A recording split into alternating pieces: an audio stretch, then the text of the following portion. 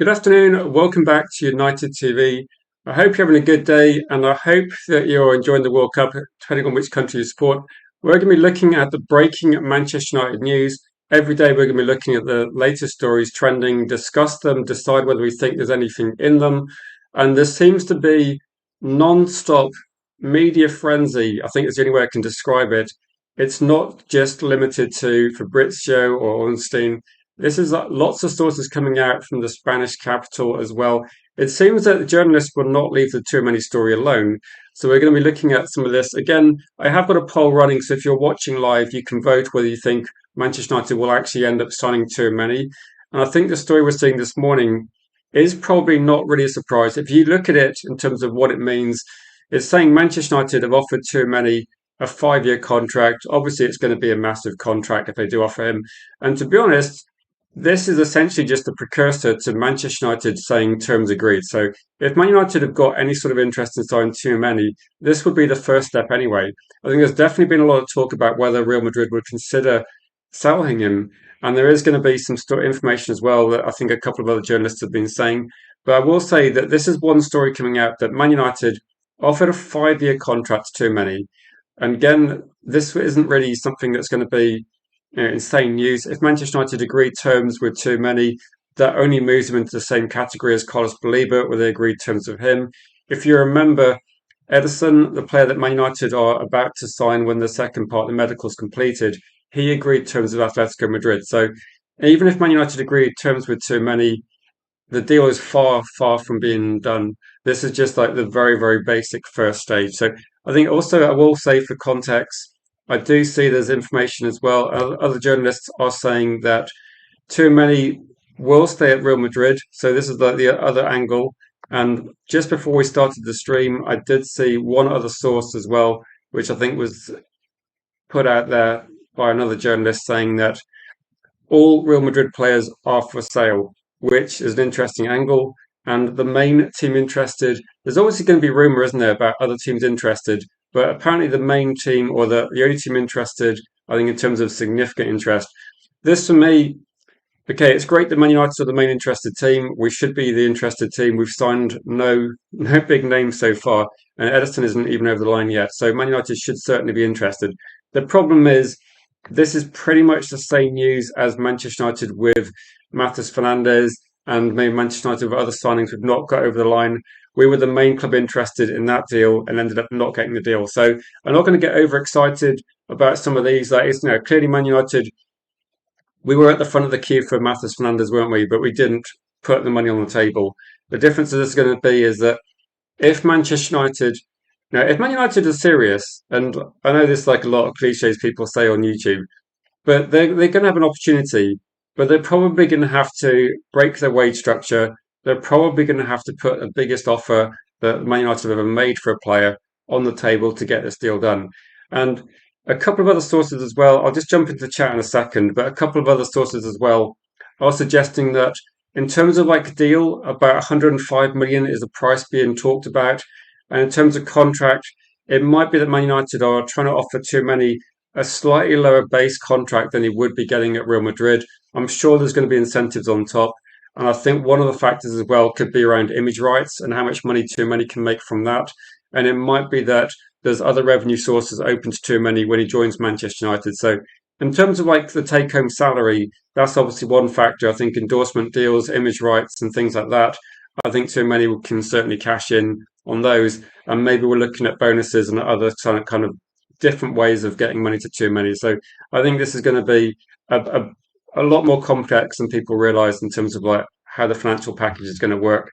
But no, you have to look at it and say, if Man United do get, if there is an opportunity to get Too-Many, then this would be a pretty much guarantee. Like you could look at it and say, this will pretty much define if we can believe a single thing that comes out of the club regarding ambition to win trophies. If Too-Many is available and Manchester United don't put in the best offer of any teams that are interested, then I think it's going to be a worrying precedent for a lot of fans. But I'm going to go into the chat as well. So again, if you want to talk about other things as well, there is like potentially an Alex Scott story brewing on in the background, but I just haven't seen lots apart from the valuation, which we all know is going to be the issue as well. But we stress about billionaires spending the money. No, exactly. They need to spend the money. It's just for me. It's like I don't stress about Man United spending the money. I saw something this morning, and it was about the wage bill of certain clubs. And at the moment, Manchester United are probably we spend about 65% of the wage bill of Manchester City, and that's based on last season. And if you look at it in terms of like the wage bill and how it's changing, is that Manchester United have got Casemiro and Manchester United have got Sancho off the books. That's probably at least what, like another £35 million off the books. And at the moment, Manchester City are increasing their wage bill by a huge amount for the players they're signing. So in terms of this one, I think there's definitely an argument about how much you spend on certain players. But I think overall, the wage bill for Manchester United is not a significant issue. It's not our biggest problem. Our wage bill at the moment is, I think it's a bit lower than Liverpool's, but it's way lower than Arsenal's. It's way lower than City's. So I would not be too concerned with how much the wage, because I think a lot of journalists are pushing that story. And to be honest, I think at the moment is so. Let's look at the chat as well. But welcome to the comments section. And if you've got some thoughts and opinions on what we're talking about today, please get them in. This is like your opportunity to have your voice heard. Welcome, Bilal, Jim, Yarley, and so yeah, I guess for this one, if Man United are serious, then you're probably going to have to spend so much money that maybe it's going to jeopardise getting other deals as well. But welcome to Jeff as well, Rob and Danny B. Hope you legends are all good. Mark says, we said we need one of too many Anderson to Tonali. Two of them are already signed for a club, so too many is a must. Is too many, like, is this deal realistic from a point of view that if you imagine Manchester United at the situation, do you think that financially Man United can put an offer on the table that too many will accept? Now, the rumour is that 5-year contract offered to too many. This is going to be interesting because if there is any sort of indication from too many that he is going to be moved out of Real Madrid, he has said as well that he's not going to make a decision on his future until France exit the World Cup, until the World Cup's done. And I would say for this one, if you've been watching the World Cup or paying attention to any of the matches, then I don't think too many's time in the World Cup is going to come to an end anytime soon. France do look like one of the best teams, so I would be genuinely surprised if they're not making the final. So with that one, Ian says, how much is he on at Madrid? So it's been talked about quite a lot in terms of how much the salary is broken down. But in terms of base salary, it's about 200k a week, give or take that sort of amount. There is bonuses for Champions League on top of that. So I think people are estimating it might go up to 250 to 275. And I suppose bear in mind also that too many would have signed this contract a number of years ago as well. So the next contract at Madrid, if he does sign a new contract, you would expect there to be an increase in that as well. I think there is a couple of different laws that apply to tax situation in Madrid. So he could benefit a little bit from Mbappe law, where foreign players coming into work in Madrid do get a slightly preferential tax rate, but they have to stay in Madrid for 6 years. So potentially he would like compromise that a little bit as well. So there is a little bit of complexity around it, but I think also I'm not sure exactly how image rights are distributed in Madrid as well, whether the club owns a percentage of that, and I think Manchester United might be able to work with him on that. So there are ways of trying to structure the deal, but I think a lot of this is going to be pretty confidential, isn't it? So there will be an element of guesswork regarding this, but you have to look at it and say, no, I think it's value for money in terms of this one. Tyrant says more chances of meeting the Pope. Well, take a photo if you do meet him, Tyrone. I said this. That I have been saying myself that I feel this is very unlikely, but it seems like I'm fighting against the tide on YouTube, where a lot of people are saying, and they're not saying it's a done deal, but a lot of people are assuming that this deal will get done. I think Mark was right in the comments that when Manchester United say there's certain deals that you want to try and get done. This would feel like the best deal, but it does feel like the most expensive one. And be up to you, Jules. Nice to chat to you yesterday. Hope you're having a good day. Yeah, exactly. If we sign the Pope, do Pope shopping photos. I don't think they're vampires, Alex.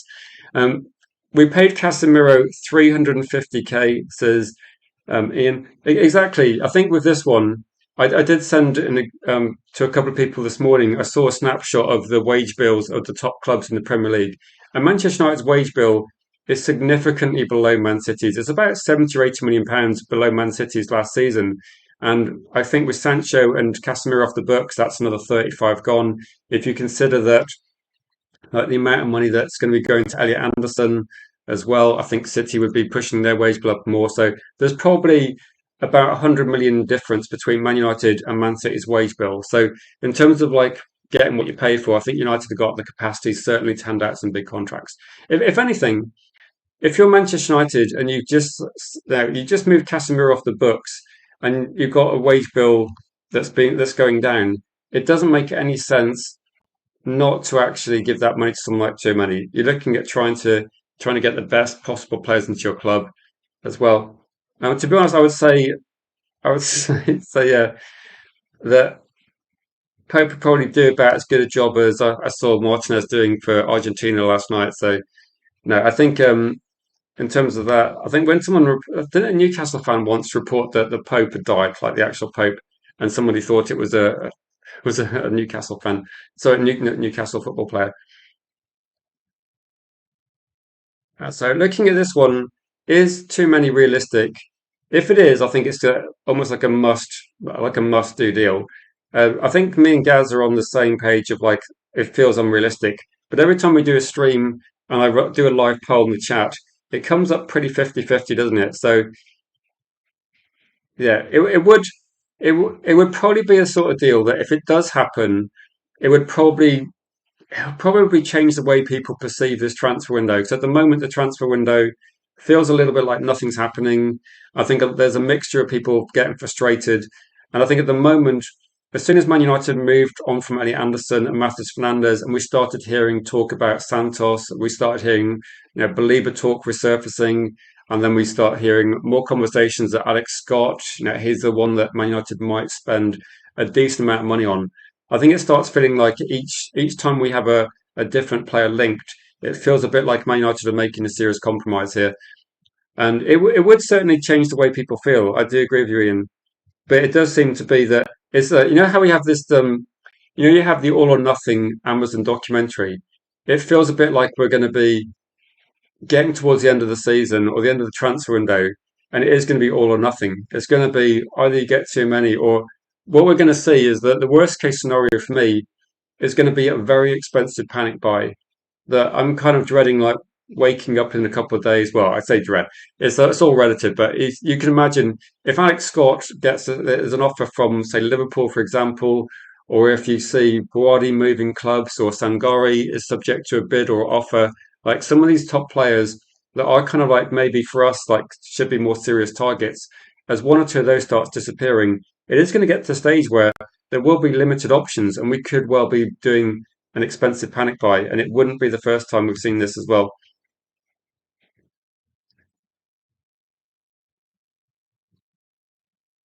Yes. Yeah, I think with this one, I was looking at Lissandro Martinez and thinking Lissandro Martinez position he was at fault, and then he just left his marker. He didn't do a great job. Alex says, I think too many makes us a top four squad every single season, and say how much is that worth in his wages? I think that there's two arguments here, isn't there? One is going to be like, is too many genuinely available? But that's probably for me the biggest question. Like, is too many genuinely available? And every time we cover this, it's pretty much 50-50, isn't it? Like 50% of people will say they think yes, he's going to be a Man United player. 50% of people, or it's maybe like 60-40. So it does seem to be that it's kind of an even split. It is divided. But the question about how much should too many be worth, I think it's completely not like it's a no-brainer. I would say too many is worth that. If Man United identify a key target and you can look at trying to improve the squad, like when we talk about Elliot Anderson, too many, or you could look at some of the best players in the world, they are worth the money. Like it's you don't like Elliot Anderson didn't go to Man City because Man City offered him a low salary, a low transfer fee, and said, "Look, we'll give you a big pay rise in the future." It's about making sure Man United, as a minimum, finish like third or fourth. Like I don't think top four should be a target, but financially for the football club, it's got to be a minimum expectation, isn't it? I think Michael Carrick, if he doesn't get Champions League football this season, he gets sacked. I think it's as simple as that. I think if you're at United, Arsenal, Liverpool, Man City, you've got to get Champions League football. Otherwise, it's going to make it difficult. Those four teams have the highest wage bill in the Premier League, and those to keep maintaining that status. Like if you're going to get the best players, you're going to have to pay big salaries, and it's kind of the cycle and the difference between being Champions League team every single season is the difference. Like Man United saw, didn't we? We saw that City can put the money down for these players. They can get these deals done. And at the moment, Manchester United are compromised a little bit by the financial status of the club. And it's probably down to Champions League revenue over the last couple of like 2 to 3 years. And when Man United are, we're in the Champions League like one in like 2 or 3 years. It's not enough to keep to maintain the squad at the level it needs to be. Like at the moment, we have arguments about whether Man United should spend massive on a midfielder or look at a left back. Man City do not have to make those decisions; they get both. And if the left back doesn't work out, they get a new one the year after. If the striker doesn't work out, they just buy a new one. And at the moment, Man United don't have that luxury. It feels like we need to get more transfers right than so. I think if you can get a player, and to be honest, it doesn't matter about whether it's too many or not. If you can buy a player that you think guarantees you top four, then you have to get those players in. And if you look at around the league and go, right, Sangari, Anderson, Buwadi, these are the best players, and they're going to be the best players of the future. You have to get some of those players in. Otherwise, you're always going to be looking at the second or third best option. And in Man United's case at the moment, it does sometimes feel like we're actually going for option like D or E. And as fans, we go from having a player where everybody is really happy with to then having a player where we think, what's going on? Big up to you, Joel, in the chat, who says too many for even the same fee as Anderson is a better deal. Though that might be a bit divisive. I think he was. I think of this one. If you got Anderson too many Tonali, I think most people probably thought Tonali would be the one that shouldn't cost as much. I would think when we saw the initial story about how about too many, I think most people like. Do you remember the first thing we saw about too many was he might be available for £70 million, €80 million. That for me was there's no way he's going to be available for that. That's the price that Real Madrid paid for him. So it's the same likelihood of getting too many for £70 million was getting Matheus Fernandes for 42 million because that's what they paid for him. And at the moment, I think the rumor I've seen most recently is that too many the price would be maybe just over 100, so maybe not quite as much as Anderson, and it might be an age thing. Like too many is 2 or 3 years older than Anderson, so you can see why he might cost slightly less. Like a 5-year contract, I think it takes him up to about 30. So I think with any Anderson, he's potentially got a couple of contracts in him at City as well. Uh, Danny B says, when will Jim sack Wilcox and Brada?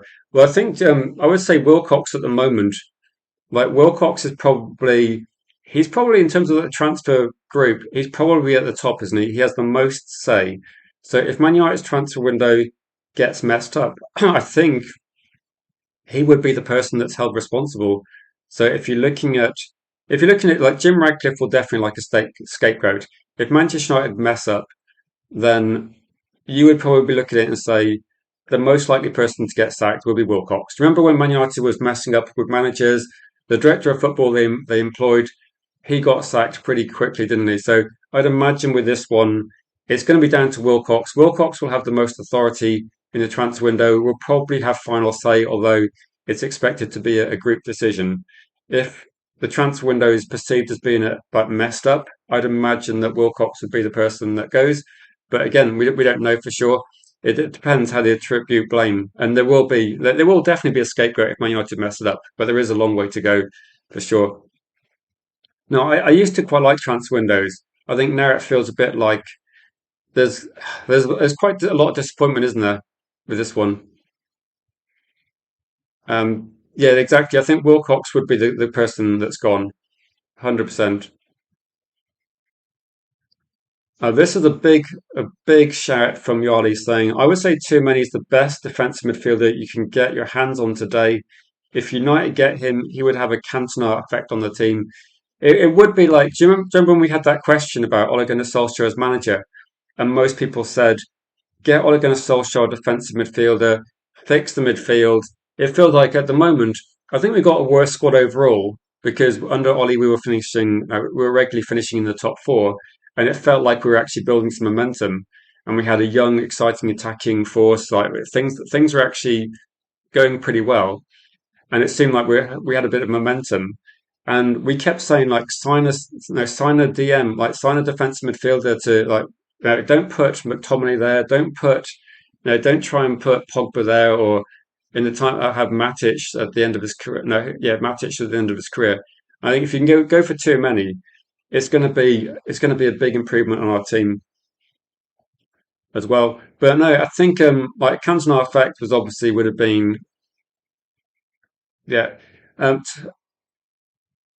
That's kind of a high ceiling, isn't it? I mean, when Cantona joined Man United, it's four titles out of five, and it's a couple of doubles. So if he had anything close to a Cantona-like effect, it would be perfect. But I think it would be the first time I think Man United have addressed the biggest issue in their team in a sensible manner, where most people would, whether you think too many is the best option or not the best option, and that will be yes, personal opinion. It would be at least people could agree that Man United have looked at the weakness in their squad and try to address it with players that should be good enough. Like if you look at the World Cup, I mean, France have got great players all over the pitch, so it's not just too many. They've got a ridiculous amount of firepower. Jules is saying, yeah, Wilcox. I think Wilcox has authority, so it's up to him, isn't it? It's like it's one thing having authority, but you've got to then, you will be the person that's blamed if it does go wrong. So, and Torrent's saying if too many was the best, City would have signed him. Do you think this is going to be? I think with too many is the best. Then do you think of this one that City tend to go for slightly younger players? I think if Man United had the option between too many and Elliot Anderson, I think we're probably going to go for Anderson. I think Anderson would have been our top target. So I don't know whether it could be if we had a conversation and said who's the best football player, Anderson, too many. It's probably going to be very divisive, and you can make good arguments for each one as well. I think that they're slightly different players. If you're looking for someone that's going to be maybe more defensive, I think too many, obviously, in terms of winning his duels, is an elite player. If you're looking, I think if you're trying to play more of a counter press, I think sometimes when you look at Anderson's work rate for England and some of the things he was doing against Mexico, I think winning the ball back as soon as you lost possession, Anderson's incredibly good at that. He won't have a higher, as high a dual winning percentage as someone like Too Many, and maybe he's not going to be quite as good in certain positions. But I think if you get Anderson in the team, nobody wins the ball back more than Anderson. So I think for City, Anderson's a better option. Like if you're looking at City, the way they play and how they try to win the ball back very rapidly, I think Anderson's work rate and his tenacity. That's why I think he would have been the best option. But I think too many is certainly, once Anderson's off the table, I think most people think that too many is going to be like the best option. But I think it's I don't think he was the best option. I think Anderson was. But again, there's going to be question marks over whoever Man United sign, isn't there? Yanni says Wilcox wanted Anderson. He did go to the board telling him to sign him, and the board is saying he's too expensive. So I think with this one that I know people look for someone to blame. If we see if these stories are true, and if Wilcox is identifying the players like Anderson, saying like we need to sign Anderson, there is obviously a counter argument that Man United wanting to sign Anderson and Manchester United offering big money to Forest and to Anderson, it doesn't mean that Anderson definitely chooses Man United. That's still going to be up to him. And there's still a very high chance he chooses Man City just because of where the club is. But I think in terms of this one, I think if Wilcox identifies players, like say for example, Wilcox says, look, I think we should get Brady, I think we should get Sangare. And if Man United deem those signings too expensive or they don't rate like some of the non-Premier League signings, then I don't know. I don't know what more Wilcox can do. Like if that's his role, it does come down to Man United actually listening to the people and actually making the most out of it. I'll be up to you, Jeff. Have a good rest of your day. I think it's quite early for you, isn't it? Joel says Anderson will be demanding 400k a week in 2 or 3 seasons, and we cannot do that. No, it's. I think it's. If you look at some of the transfers and if you look at some of the salaries, then you could say Mo Salah was getting paid 400k, Harry Kane's getting paid 400k, Kevin De Bruyne was getting 400k. The issue would be is that if Man United are in a position where we're regularly contesting the Premier League, if we won the Premier League title, for example, and we were in a title race every single season, then if some of our players are getting paid 400k, that's pretty much the going rate for players in championship winning teams at the moment. So whether we agree with it or not, I don't know. You can't really pay. Man United can't really pay less than City and Arsenal and Liverpool and expect to always get the best players. So I know it's annoying, but if you looked at the 90s and early 2000s, Manchester United were the highest paying club, and it's only recently that this kind of scrutiny on salary seems to be a factor. So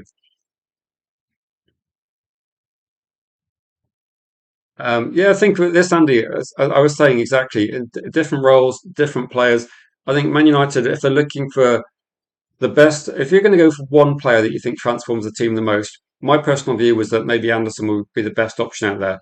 But I think people have currently, there's probably a bit of a divide on whether you think Tchouameni's worth over 100 million. But I think it starts getting to the stage where, if you're looking to replace Casemiro, then he would be a very good option. Jay says we're currently weaker than last season. We got Champions League football, and it's crazy to think that we lost Casemiro. I've not signed anybody. But yeah, at the moment, mainly academy players. It does seem to be that I know, and I know people will say the transfer window is open for a long time. Like it's open for another. Does the transfer window actually close the 1st of September? If someone knows exactly what day it closes, just let me know. So I'm aware that we're maybe like a third of the way through the window or just over, and a lot of people are saying there's a long way to go. The problem is I don't remember a transfer window where Man United did deals quickly. This feels exactly the same as last year's transfer window, where you get one deal done, fairly close, fairly quickly. There's a lot of links suddenly to the second and third signing, and then effectively we've seen nothing happen. And those players have changed hands. So it's not like we had the Embuemo deal where we're just waiting for Embuemo deal to be done. What we're seeing is that the targets we had, they've gone to Spurs. So we haven't.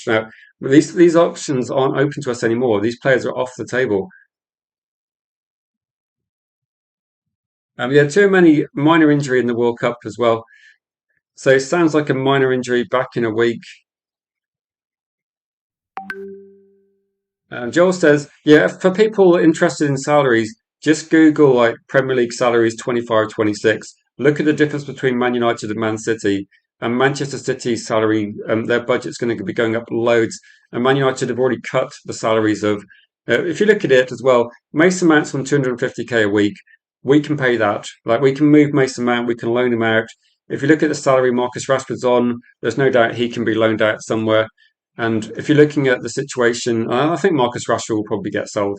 And if you're looking at Casemiro's salaries off the books, isn't he? So I think with Man United, if you look at it, Casemiro's gone. You can take that 300, 350k. You don't need to use all of it to get something like too many. You wouldn't need to use all of it to try and get Anderson signed. And no, it wasn't SofaScore. It was someone else. But if you're looking at that, then there's no doubt that the players that have left the club, you can take those salaries and give that to other players. Like the Sancho money, the Casemiro money, that can be distributed among new signings. And then Man United, we're still financially much, much better off because we've got Champions League football next season. It's going to be an extra £90 million, roughly £90 million. And the question mark we've got is like, why do Man United keep wanting to reduce the wage bill? But at the moment, the squad is not big enough as well. Anana, yeah, I think Anana doesn't get paid that much really. I think it might be like, is it about 70k a week? I don't think it's like a big salary. It might be okay for a goalkeeper, but no, he's one where like he's off the books as well. But to be honest, I think Man United will be buying a new goalkeeper anyway, and I don't think it'll be an expensive one, so he would probably be quite good value as well. For people that think Manchester United are going to sign too many, and there is like a decent percentage, like over 40% of people What's the reason why you think it's going to happen? Because I know I'm kind of skeptical, and I still think it's a bit unlikely, if I'm honest. I think it's because I've got no faith in Manchester United as a whole. So it might be that I just don't, I don't really trust this one as well. No, no, over 100. Maybe. I think whatever is on though, Trabzonspor are paying it, so it's not really costing Man United any money. But I think whatever he got paid at Inter, I think Man United doubled it, and I'm not sure how much Inter were paying him.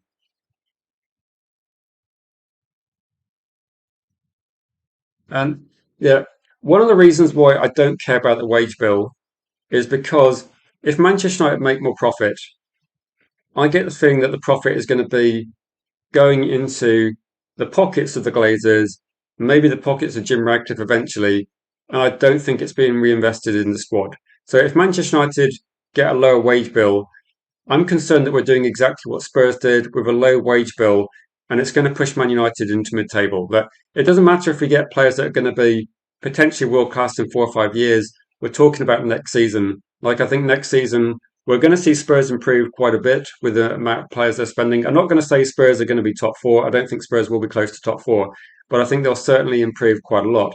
And I think some of the other teams around us, there's no doubt that City is strengthening a lot.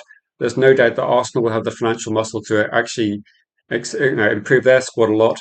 I'd imagine that, if anything, Man United will struggle to maintain the same sort of position they enjoyed last season. I will be having loads more, loads more games at the moment. Looking at the Paraguayan keeper, I don't think Man United need to spend too much on a goalkeeper. I think that at the moment, as long as they're competent, as long as they're decent, I don't mind going for a young up and coming goalkeeper because Lyman's is going to start almost every single game. So I'd be looking at that um, for sure. Pressure from missing out on Anders, Fernandez, and Tonali. They need that big marquee name, and he is him. Do you think that's the reason why? Is this the reason why you think Man United will get this player? And at the moment, this is one of the weird windows where when there's a big player linked, and I remember last season that there was loads of like big players linked to Man United, and there was loads of hype, loads of excitement.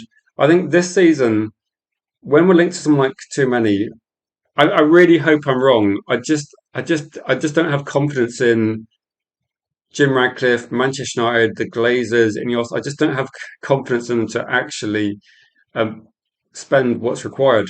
I just don't trust them. I think they're more interested in dividends and just kind of asset stripping the club and then trying to get a new stadium and bring in money. So I think Man United are more financially motivated and success motivated, and that's why as a fan I don't care what the players cost. I just want the best players to be playing for Man United. But I do think the Glazers will have a different agenda, and for me, I just want to see the club run in a way which is conducive to being in a title race every single season. Big Achieve Real says this World Cup's already a fast. What was the comment? I saw the comment. If you can repost it, because the comments are kind of I can't get access to later earlier comments for some reason. But what have Argentina appealed against or the FBI? I saw that comment. I didn't get it there in time. Don says, do we need a big name so-called marquee signing? I don't think you really do. I don't think you do. But I think if Man United were not going to go for too many, then you'd have to get some of the younger players locked up. The problem, I suppose, is going to be, Don, is that when we had this conversation maybe a couple of months ago, I think a lot of people saw like too many is going to be expensive. We know Elliot Anderson's going to be expensive. And I think a lot of people thought maybe Matheus Fernandez, Alex Scott, they're going to be cheap options. And the difference is now that someone like Too Many, Tonali, Elliot Anderson, maybe bigger names are actually the kind of similar price, aren't they? So we're still looking at if you're going to spend over 80 million, you may as well spend the extra and get someone like Too Many and maybe go for a player that's going to be potentially a bit more of a guarantee. United Side Die, big up to you as well. It says, I've always held my stance. I'd rather us find gems who want to play for us than megastars. I think with this, United have always done a little bit of both. Like for every, I suppose if you look at the up and coming players, we kind of made as stars. We had the academy players coming through, which again, I think is something that United need to try and do. but also we probably got players quite young, didn't we? Like we got Lee Sharp from Torquay. We got, I'm trying to think of like flair players, Wayne Rooney, Cristiano Ronaldo. These were up and coming players. I mean, Wayne Rooney's a no brainer. I think Cristiano Ronaldo was a good one. I'm trying to think of other players we bought, but no, we tend to have done that, don't we? We tend to have like favoured that. But I think for every one of those deals you do have to do like a Yap Stam style signing or a Dwight York. You have to get a finished article like an Andy Cole that's going to come into your team as well. So I think for Man United, we managed to get Paul Scholes for the academy and Beckham for the academy and Giggs as well. But we did have to buy like Roy Keane. We did have to buy like an Eric Cantona and those sort of players. And I think in recent years that maybe Man United have actually messed up a little bit with. One of the things we've done recently is we've sold academy players like James Garner, like Alvaro Fernandez, like we sold Pogba left on a free, then we bought him for crazy money. So the academy has been doing its job, and the academy has been producing players, and it's like Man United have sold them too cheaply, or we haven't used them properly. So if you look at it, Alanga goes for 60 million, and I don't know how much money we're going to see change hands for Alvaro in the future. And James Garner, he would be quite big money now as well. And it just feels like we've kind of missed an opportunity there. We could potentially have had Alvaro as a left back backup. We could have had James Garner in midfield, and we could have had these other options on and they wouldn't have cost us much money. And whether we think Alanga is a good enough player or not, we certainly could have got a lot more money for him in the deal. And by Yali, Yali says that breaking the FBI is investigating the Argentina FA's activities in the USA over alleged 300 million money laundering and fraud. What is going on? What is going on? Um, I don't know what to say about this World Cup.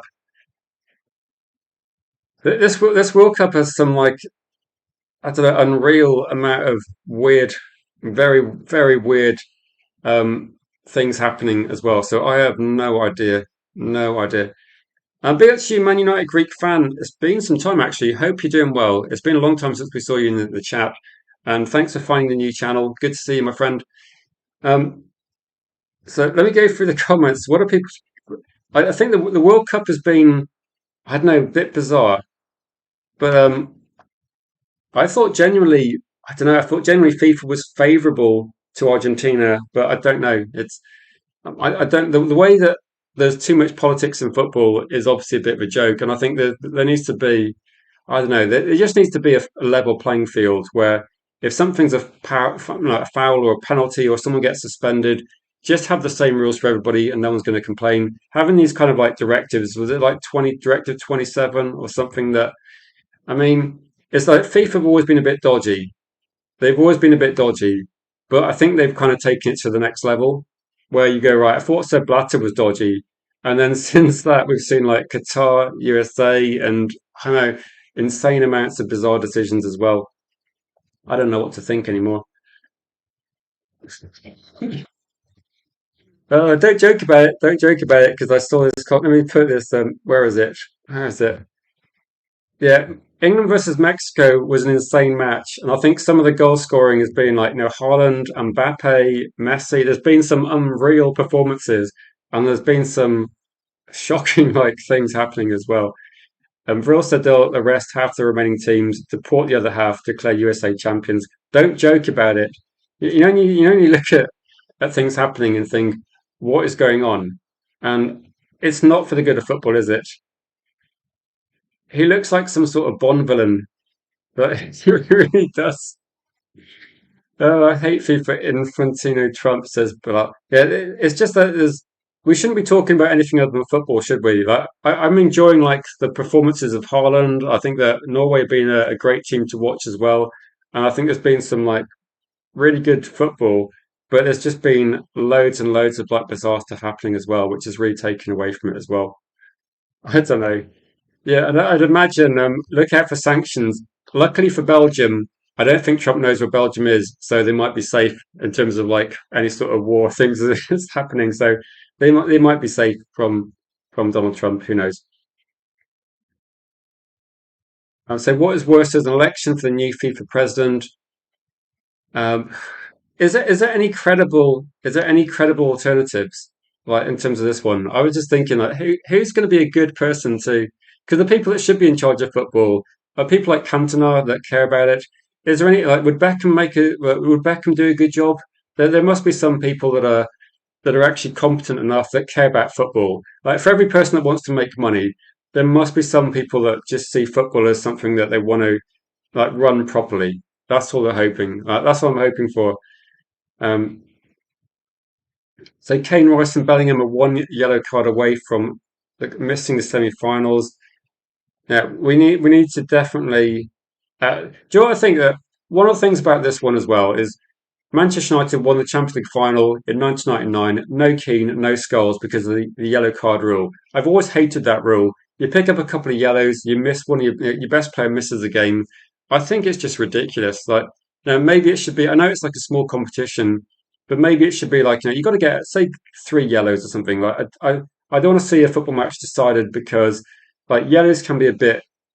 Sometimes in a match you have to take a tactical yellow and this is the sort of thing that an intelligent player, if you're out of position, you take a tactical yellow, you bring the man down, and it's part of the game. You shouldn't be missing a game because of that. Like, I don't think we should be missing games because of. I think in terms of like missing games, it's got to be something like violent conduct. Like violent conduct, miss a game, fair enough. But I think some of these tactical fouls or very soft yellows I've seen in some. I've seen some games where you get six or seven yellows. I don't think there was a seriously bad tackle in that one as well. So no, I think that in terms of me, I'm kind of looking at it as a neutral and just say, why not try and get it so the best players can represent the country in the semi-final, the final stage. Like when you're getting towards something that teams have been preparing for 4 years for, why have like a stupid like soft yellow? Do you remember the yellow that Scholes got, the yellow that Gascoigne got? They're just like ridiculous, aren't they? Okay, back to too many. Ian Holloway would do a good job at FIFA. Yeah, these people will never get. I think to get elected, you basically have to give like a load of backhanders and essentially just do a load of dodgy deals, and it's not great, is it? Mark says 200% tariff increase for anyone who laughed at USA going out. Exactly. I guess that's going to affect a lot of Europe, then, isn't it? A lot of Europe. Berber says it's a lack of planning. They should have known what to do months ago. They just make it up as go along. I'm guessing this is going to be a Manchester United transfer point where you have this. I was making the conversation actually yesterday with Jules and saying if you're going to buy a house and houses cost more suddenly, you have to make a decision. But buying a house where I bought a house like years ago, it was very competitive, very difficult. Essentially, you have to pay more than you want to. You have to borrow more money than you want to, and you're in a competitive market. If you don't buy a house and if you don't go aggressively into the market, you're not going to get one.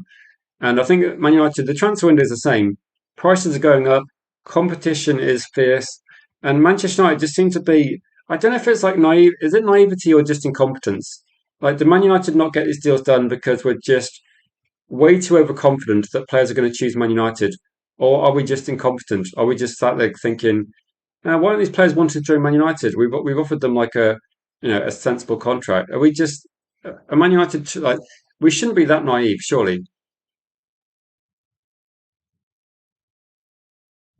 Maybe that with FIFA president, maybe you need more of a panel and maybe it needs to be representative of the whole. Instead of having one person in charge, maybe they need to be looking at having like a panel of people to do this as well. And both said they should have a card amnesty after the group. Do they not do that? I thought they did have a card amnesty after the group stage. I could be wrong, but I know they do have that in the Champions League, don't they? And they used to have that in other competitions. Man United Greek fan says the team that win this World Cup might come down to getting one goal and then sitting back defending. I remember I asked you this question ages ago, so I've probably forgotten the answer.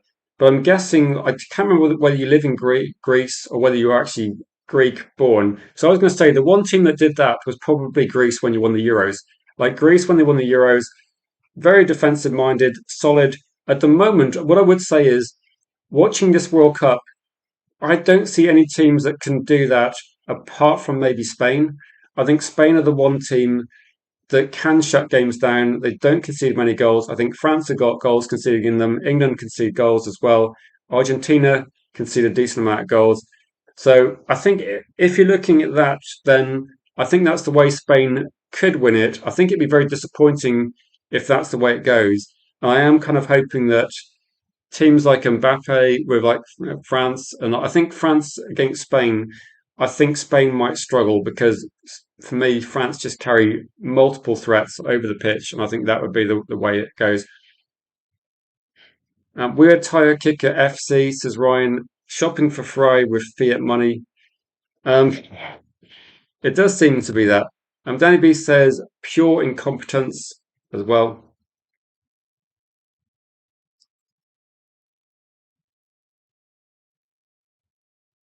Oh, okay, nice one. Okay, that makes sense then. So that does ring a bell. So Australian born Greek. So I'm guessing that you support Australia in the World Cup. Would you support Greece or both of them? Or I would say this with Bilal. Just I don't know. I would say just it's annoying, isn't it? And I think this club is like it gets really frustrating, doesn't it? Yeah, I think with me, I tend to be try to be positive, but I've hit the wall a little bit as well. So people that watched Red Devil United when we had that channel, and people that watch this channel will know that genuinely I try to be optimistic where I can. I think I've been tested to like breaking point by the club, and I'm annoyed. And it's not just because of Anderson or Fernandez or Tonali. It's not. It's not a single deal. I just don't know whether Man United have actually got a sensible long-term plan. But all this talk about stadium seems to be, I don't really care about the new stadium news at the moment. There's a transfer window. There's plenty of time for that sort of news. I just think United need to be looking at it and thinking, if you want to like build on last season, because last season was a big improvement on the year before, then you've got Carrick in, you've got different coaches in, you've got to at least give them. Because I can see Carrick getting sacked if Man United do badly, and I think if Carrick gets sacked by Christmas, and we look at our squad, if if we don't think he's been backed, I think it's just going to be more anger with the Glazers than anything else. If Man United do back Michael Carrick, then the expectations will be pretty high. But I think we just want to see any Manchester United manager at least get backed. And I know that sounds like a cliche, but I think in this transfer window, it does mean signing five or six players. The squad is nowhere near deep enough to compete on multiple fronts. And I think if you don't get three midfielders in and a couple of other squad options or at least first team options, it's going to feel like a another window where Man United haven't delivered. Monichu Sadia said too many might be the De Jong 2.0, and I do agree with this one. Is that when I'm looking at the information, then okay, too many is a big story. Lots of journalists are saying that Man United making an offer, 5-year contract, but whether too many signs that or not, we don't know. But I think for me, the biggest doubt I've got in my mind is I just can't see, I just can't see Mourinho not wanting too many. That's the kind of the biggest thing in my mind. That you just got a manager in Mourinho. There's been obviously a bit of a fallout between too many and Valverde, but largely that seems to have been brushed on the table. If too many does leave, then I think that the Valverde issue is probably the reason why. And that would be a reason why. I did see something on social media, and this is coming from, I know there's a lot of big aggregator accounts, but I did see like a smaller section. When I was Googling like too many a day ago or 2 days ago, I did see quite a lot of things coming from Real Madrid fans, and there is like a decent amount of Real Madrid fans that don't really rate too many that much. They seem as inconsistent, but also, you know how Real Madrid fans they do turn on players fairly quickly. Even like Roberto Carlos, R9, Beckham, they got lots of stick when things weren't going well. And I just wonder whether for Real Madrid, does Real Madrid also need a scapegoat? That based on last season and not winning things, are they looking at this one? Because there's two ways of this. If too many leaves the club, then I think it's going to be an issue with like the fan base and maybe a scapegoat. But also, my genuine view is that I think too many would be either he either signs a new deal or he leaves the club. I think there's an offer on the table as far as like people have been saying. And if too many doesn't sign an extension, then Real Madrid will be like this. This will be the time. If you think about it, if Man United can get too many and he cost about 100 million, for example, if too many goes into like the final year of his contract, yeah, that money's only going to come down, isn't it? And then you'd get the situation where this is exactly what Real Madrid do to other clubs. They wait for players to run their contract down, then they give them huge salaries. If you're thinking about a 5 year contract and Manchester United, just say for the number's sake, if Man United spent £100 million on too many, that's £20 million a year. That's like 400k a week. So if you're considering how much the deal would cost Man United, give too many a 200k a week contract, buy them for 100 million over 5 years. That's going to be 600k per week. So you could easily go to too many and say, right, run your contract down. You're going to be available in the free. Then, we'll give you like 400k a week. It's going to save Man United like £10 million per year. Obviously, fans won't like it because the salary is going to be huge. But that's kind of how Real Madrid can get around it. Like, if you're not paying massive transfer fees, you can give the money. Like, we saw Michael Ballack do that when he went to Chelsea. He got an astronomical salary, and that's probably going back 20 years. Yeah, many Real Madrids didn't rate Bale. That is true. To be honest, I'm from Wales. I think Gareth Bale was phenomenal for Wales, and actually, I think Gareth Bale always stepped up in Champions League finals. So I don't know. For some reason, they didn't rate him. I think it's because they prefer Cristiano Ronaldo. Maybe Cristiano Ronaldo had the I don't know, because I think if you look at the like as a Welsh fan and a Man United fan, Gareth Bale scoring an overhead kick against Liverpool is one of the best goals I've ever seen. That's not a Man United goal. So maybe there's a reason why. I don't know.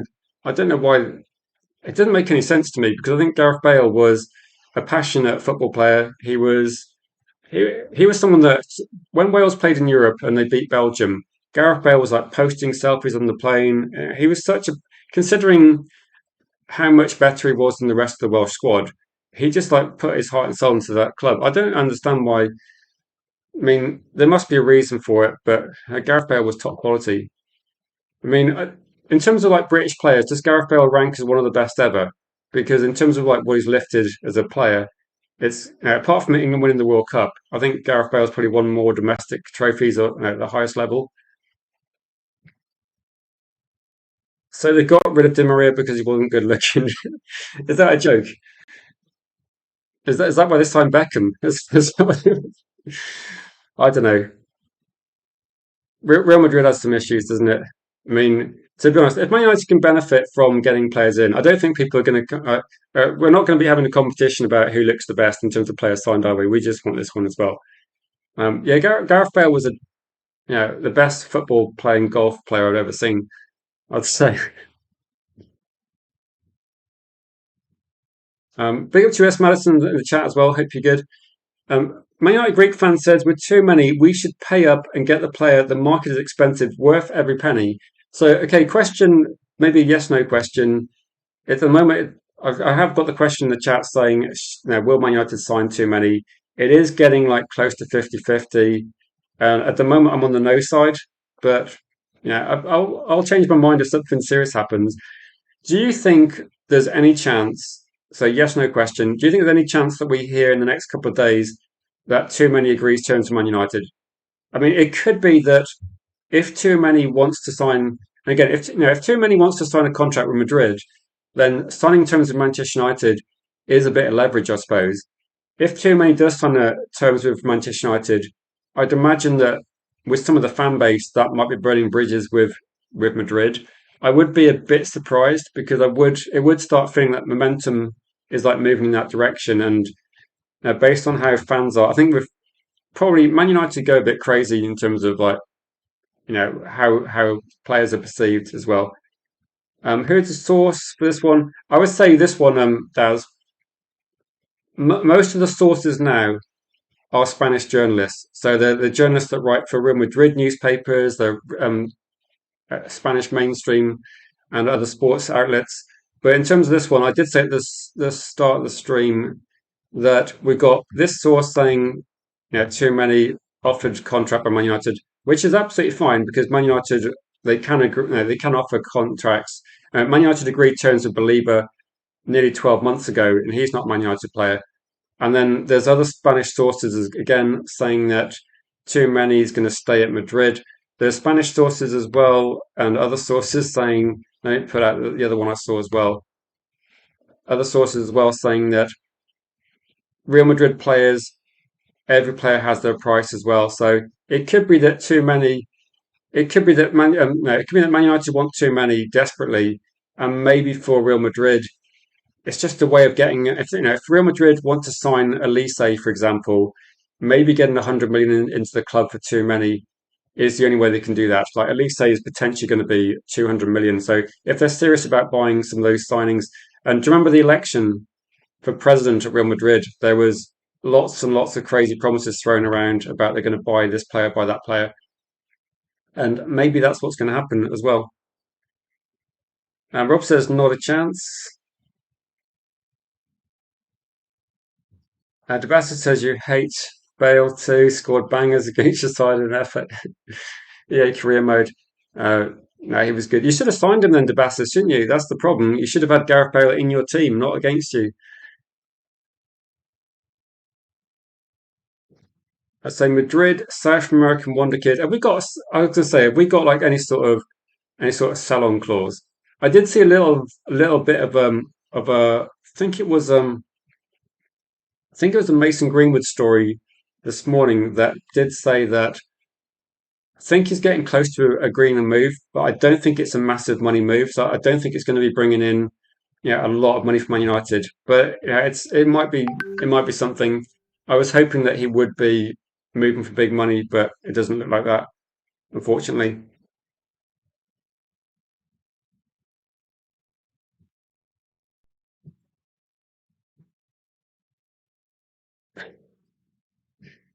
What would people think if Manchester United? What if getting too many requires the sale of Bruno?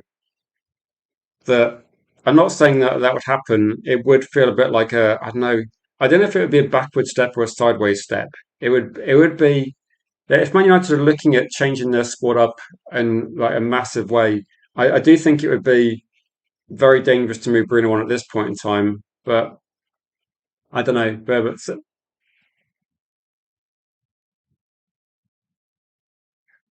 no, I wanted Gareth Bale. I remember actually when um when I was doing like United's what was it, Red Devil United a few years ago, I did do like a video on Gareth Bale. I think it was when he retired, and the joke was like, no, at least Gareth Bale will not be linked to Man United anymore. And it feels a little bit like Frankie De Jong. I did see a story actually yesterday, and it was Frankie De Jong, like there's links of him leaving Barcelona, and I just said, look, let's hope not.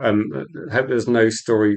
How old is Frankie De Jong? Because I get the feeling that Frankie De Jong will be forever like a joke transfer, and we're going to hear about it until Frankie De Jong retires.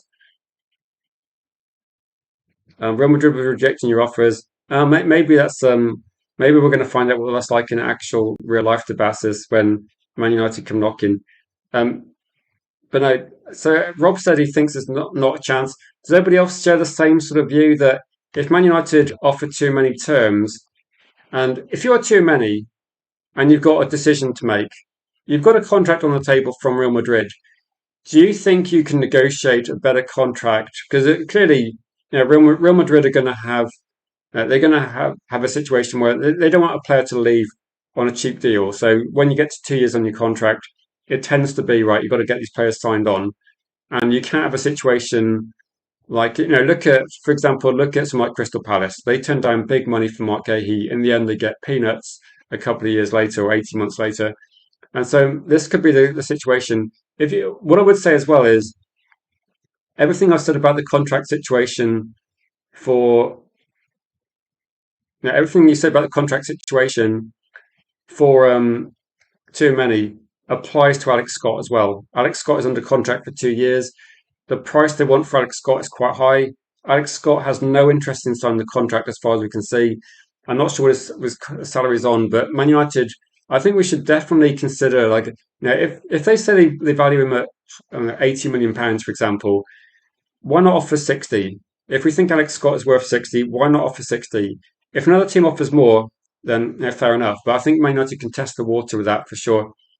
I mean, if this was career mode, which five players would you sign? If it was career mode and there was money's no object, then I'd be getting Mbappe. Obviously, Mbappe, Elise, too many. I think I'm raiding the French team. I'd probably be getting Bawardi, maybe Sangare, but that would be maybe overkill on midfield. I'd probably, if I was going to be doing this on career mode, I'd probably got Elliot Anderson straight away, and I'd have got too many, and maybe I'd have got Bawardi as like a up and coming teenager. I think that would be some good options. And in terms of striker, I'd actually, to be honest, I would probably go for Mbappe and Haaland. Mbappe can play on the left. Haaland can play through the centre. I think that'd be outrageous. Put Elise or Dembele on the right. So maybe you might have noticed, Bilal. I probably go a bit aggressive in attack, but I think if you got Mbappe and Haaland and Dembele or Elise as like three of the attacking players, then I think as long as you got like a credible goalkeeper, I would probably buy a centre back as well, but I'm not sure who would be the best option on the market. De Jong is 29. Okay, at least with this one, then you'd probably look at it and say Frankie De Jong is getting close to like being too old for Ineos as well. So I think luckily for us, he would be too old for Ineos. Mbappe's a one man player FC. Mbappe's like crazy. Like I saw some of the passes Mbappe was making to Dembele as well. He's like unreal. I think with this one as well, if you've got Holland in your team, you've always got a serious goal threat.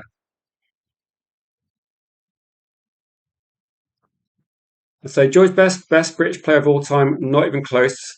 Then I think with this one, it's difficult, isn't it? That when you're talking about club football, it's really difficult to compare. Like, unfortunately for George Best, he just didn't get to do it in a World Cup. Same as like Gareth Bale, and I guess with this one, it's really difficult, isn't it? I'd say Wayne Rooney's going to be one of the best British players, but again, he never had a great World Cup either. Darren Anderton is the most injury prone. Darren Anderton might be like, I'm sure like Darren Anderton might have the highest ratio of international matches to club matches I've ever seen. He'd play like one game for Liverpool and then go straight into the England team. I've never seen it. It's like, it's absolutely ridiculous. Saya says, let too many stay at Madrid. Question though, if Manchester United don't get too many, which let's be honest is probably more likely than even the most ardent like too many's coming fan would probably appreciate there's going to be a reasonable chance we don't get too many. Last question for this stream is like, who would be your go-to target if too many's off the table, and presumably you've got 100 million burning a hole in your pocket, and let's be honest, we don't want that money going into the Glazers' pocket, so that needs to go into the transfers. Who are you buying? You've probably got a serious option of Alex Scott, maybe Santos. You probably got, I think Buwadi would be quite expensive, but I'm not sure Man United would go for him. But you can go for him if you want. You've got Sangare, Angela Stiller. So you probably got at least like four or five credible options. Who'd you go for? Say Batunia. I don't think he's going to go. No, if you think in this window, who do you think? Who would you go for? Like, if you're going to put like a big offer in, say if you can't get too many, 100 million buys you any other player on the market. Surely, I don't think there's going to be. There's not going to be that 100 million doesn't. No, you're not going to be able to not get Belieber or get Alex Scott or get these options. Who would you go for as your backup option? Yeah, he was quality. You're going for Caicedo, Ryan. Interesting. He's not been mentioned a lot, but I'd imagine the difficulty is, I suppose, I don't know how much he's got on his contract at Chelsea, but Chelsea, no, they might be tempted to sell him. They might be tempted, but it would be quite big money. But you might be looking at the same. I mean, I don't think Chelsea are going to be making a profit on Caicedo, but he is quality. Again, any other options of people, players you'd like to go for if too many's off the table?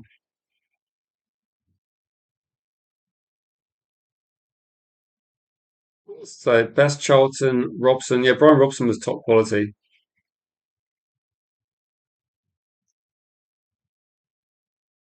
Angela still would run his heart out for the club, even while the team is having a terrible game. Now, I think this is one of the things that United are looking at work rate as well. United side Di says Sangare all day. Bilal says João Neves. Yeah, but do you remember like when João Neves went to PSG and we were saying on the channel, I think I had Dylan as a guest that night, and we were saying, why are Man United going for Agate? We should be going for Neves. Yanni says breaking FIFA will review referee Lexiter's decisions in Argentina versus Egypt to decide whether to ban him or not. Is this coming down to that one decision where there's like a shirt pull on Martinez and they disallow the goal? Because what didn't that come from VAR? Wasn't that a VAR review rather than the referee? I think once VAR flags something and it goes on the monitor, the ref is generally agreeing to like advice they're giving him. So it's only the referee that refereed Mexico versus England. That's the one referee I've seen ignore VAR when it was a clear penalty on Mbappe and go, no, it's not a penalty. So I think with this one, maybe they should review VAR. If they think that the decision was wrong, then don't just look at the referee because VAR is making the decision and effectively influencing the game.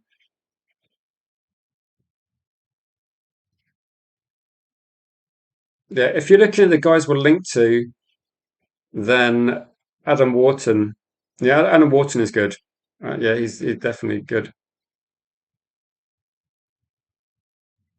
Now, 31 errors in that game, I think I read. See, I missed most of the match because I wasn't particularly interested in the game.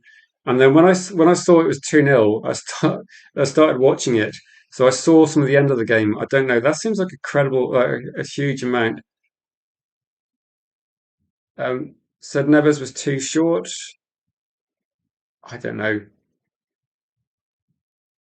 I'm starting to think that maybe offside should just be purely based on where your feet are, rather than have like an elbow or a shoulder, or just have it like where you're standing and just make it straightforward as well. And just have it like the same for everyone. Maybe have AI doing it and just go, look, if you're offside, if you're standing in an offside position, you're offside. If you're leaning forward, it doesn't matter too much because sometimes you see goals disallowed, and effectively it's just somebody leaning forward or leaning backwards. And for me, that doesn't seem like and there doesn't seem to be a sensible reason why we should be doing this as well. So I said we'd do a poll, and every time there's a massive, say, media hype around too many, we will look at the stories and we will gauge people's opinions on whether you think it's credible. And at the moment, I think yesterday it was about 60-40 in favour of like too many not being a Man United player. So based on the discussions today, are Manchester United signing too many? No, say 56%. Yes, say 44. It's getting a bit close to 50-50, guys. I'm not sure. I think there's going to be a reasonable amount of disappointment if Man United don't sign him, put it that way. I think I've kind of decided that I'm just assuming that Man United don't sign too many. I don't think I don't think it's going to happen. But then I'll be pleasantly surprised and amazed if we do actually get that as well. Now, big up to you, Daz. Now, always pleasure. Don't get into trouble at work by by getting involved. And so Jim says United Standard now broadcast from Hotel Football. Yeah, is Gary Neville on it yet? I mean, I did see something talking about YouTube and saying that YouTube is basically pushing the main, like, it's going to be pushing big media. Maybe they bought United Stand at the wrong time because I think the BBC and ITV are going to be getting a massive push on that one as well. But yeah, no, maybe Gary Neville will be. I'm guessing that you can't say too much negative about Gary Neville, can he? On this channel, we can say whatever we like about Gary Neville, within reason, I guess, within legal reason, but we don't waste our time.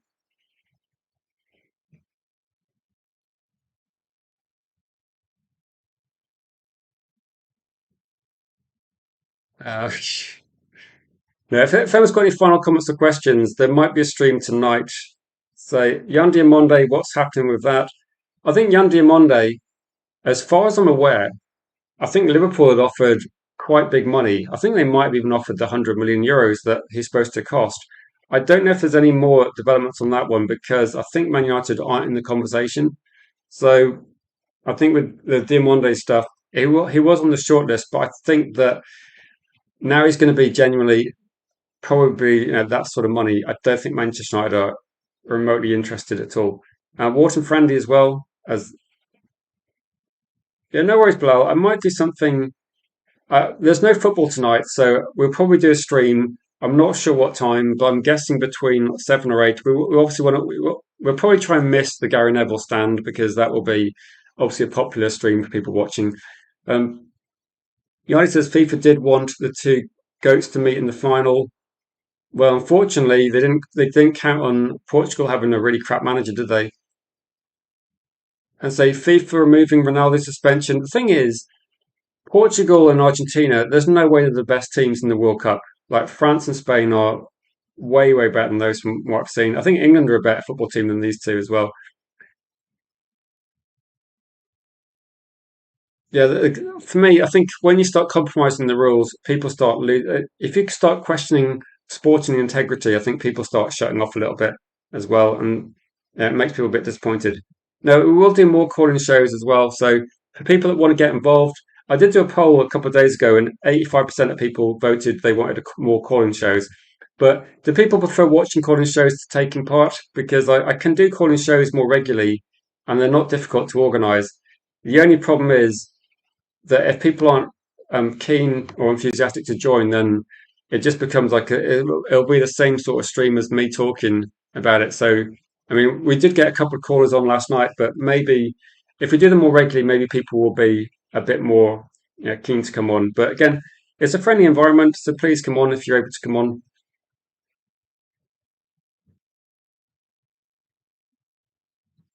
Now, I think a few people actually, there was a couple of red cards from the sideline, wasn't there? People were losing it.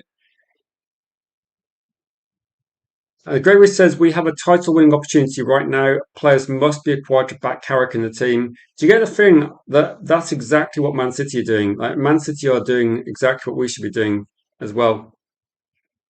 Ryan said, I don't fear France anymore. If we get there, we can beat them. We just watched England win against 10 men. And so with 10 men in the Azteca Stadium in a situation where is it true that Mexico have only lost 2 games ever in that stadium? Because I think I heard something like that, and they just don't lose in that stadium. And England went there, and I think we were quite comfortable with 10 men after a bit, and 11v11. I think England was starting to take control in that match. So, probably the best performance England have done for years, but they're going to have to step it up again against Norway. And then if they get past Norway, there's no easy games now. They're all going to be very difficult matches as well.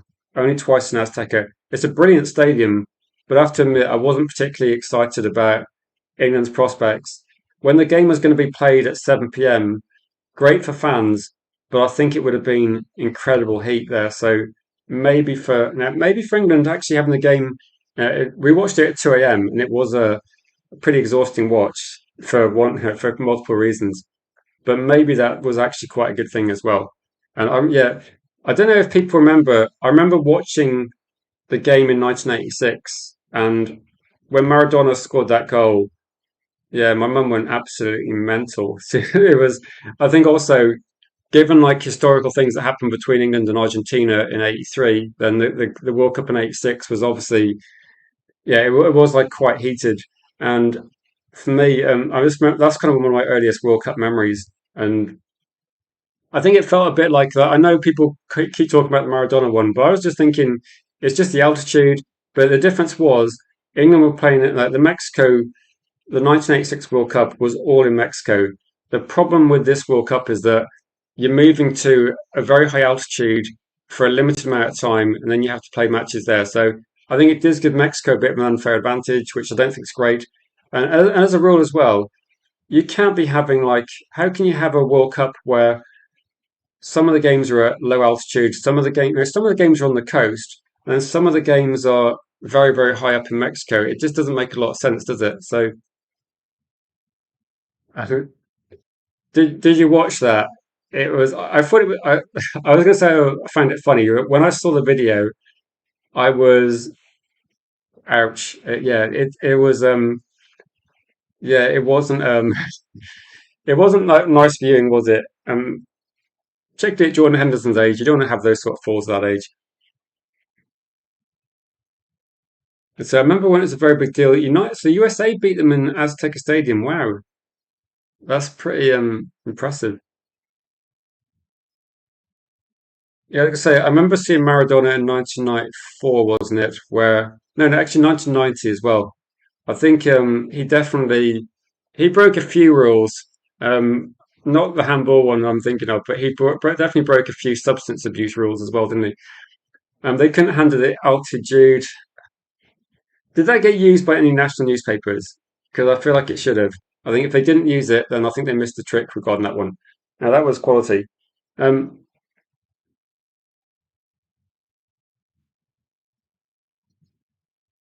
so he wouldn't have had hydration breaks. No, he definitely. I don't think he needed it. I think he was like, if you saw if you saw his celebrations, he definitely had something beforehand, and it wasn't hydration. Um, yeah, Blah being pretty blunt with that one. Yeah, one of the things I would say as well, it was the work ethic that got England through, wasn't it? It was a team performance. So when people, you can single out Pickford, Gordon, Bellingham, etc., but I think there was like it was a team effort as well. It felt like a bit like a throwback to a bygone era when players actually cared a bit more, and I think it was a really strong performance. At the moment, for all the criticism, weirdly, maybe Tuchel's actually I don't know, doing something right. I don't want to say it too loudly, but maybe we got a manager capable of getting this squad of players closer than we have been for in our lifetime. Who knows? A good thing the World Cup's not in the Euro. Yeah, it's going to get quite warm here, isn't it? If anyone's got any final questions, I'll just wrap up in a couple of minutes. I'm doing like 1 p.m. streams on a daily at the moment, and then there should be evening streams, maybe like between 7 and 8 starting time. I don't want to be too late, but we'll see. I'm trying to dodge any World Cup matches because the games are going to start getting a bit more interesting now. Marv says this transfer window has got to be the most annoying, most boring transfer window in the club's history, and a combination of bullshit, PR, spin, and say not exciting one bit. When's the season start? I think pre-season might start in about 11 days or something like that. Is it like it's going to happen? Yeah, marching powder. Someone actually told me what do they call it? Maradona powder. I think I heard it. There was something that I know somebody that a few of us know in the chat that said that he played in South America and he said it was pretty good stuff, but I don't think it's something you should be really taking.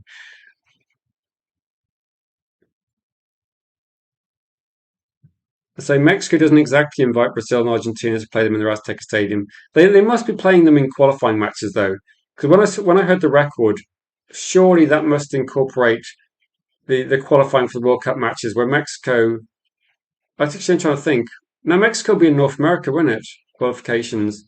Or does Mexico? Yeah, no, Mexico wouldn't have to play those teams. Yeah, maybe that's what it. Maybe Mexico is a bit like a boxer that just fights, pub fighters just to elevate their stats. Maybe that's true then. Maybe that's what's happened. So maybe they stick with inviting North America, Caribbean countries. Maybe they could bring. Yeah, maybe they could invite Scotland there, possibly.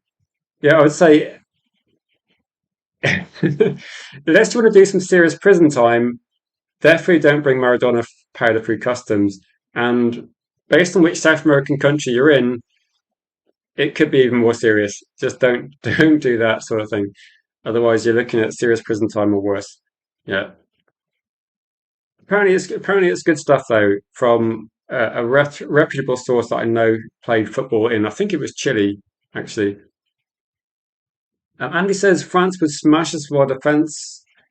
Maybe one thing I would say is England are going to play against Holland. Holland has scored, what was it? Holland has scored in 14 international games in a row. So, regardless of opposition, 14 matches in a row. Considering that you're looking at they played against Brazil and they scored 2 goals, I think Holland is in insane form. If England can stop Holland, then they've got a chance. But at the moment, I think it's difficult at the moment. Games against Norway, I'm not sure who's going to be on the front foot because I thought Norway were a dominant force possession wise against Brazil. England have generally been dominating possession in most of their matches, apart from when they went down to 10 men. So maybe it could be a tricky one to call that game. Uh, nice one, Bilal. Coffee powder, yeah, a bit stronger and a bit more white, I think, is what we're thinking of, and a bit more cartel produced. And Mexico plays with North America, not South America. Yeah, exactly. That's what I was thinking. That when I said it, I realised my mistake. I was thinking that yeah, it makes sense that Mexico are padding out the record by that one. Big up to you, Daz. Hope you enjoyed your day this week. If you're expecting Man United to do a deal, though, yeah, I don't know. I think just enjoy the World Cup and hopefully there'll be some breaking news. I'm just going to be doing streams 1 p.m. and in the evening it's going to be more of a group stream. But I think we're just going to be doing less streams. 'Cause at the moment, I do see a lot of YouTube channels that are really trying to hype up every single bit of news and say we're going to sign this player, sign that player. I just think, of all honesty, like people aren't stupid. Like people know that there's going to be a massive media storm, and there's going to be very little developments in terms of this one. Like just to go back to the breaking, just go back to the initial story, which was why I made the thumbnail, just to have different words on the screen. Really, is that Man United are going to be offering a contract to TCHOUAMENI, so it's been reported by the Spanish media. I think it's probably credible. I think they're probably going to offer a contract, but let's be honest, if too many signs a contract, all we've got is pretty much terms agreed. There's still no indication that he genuinely wants to leave the club. There's still no indication that he would be sold. Saying Lanzarote, is this holiday or do you live in Lanzarote, Dad? And say, I'm in sunny England and it's bloody hot. And I do like coconut powder. Yeah, I guess I don't think coconut powder makes you run it insanely though, Debasis. I don't think it has quite the hit of genuine genuine class A's that potentially South American football player enjoyed in the 90s. Um, yeah, probably is, isn't it?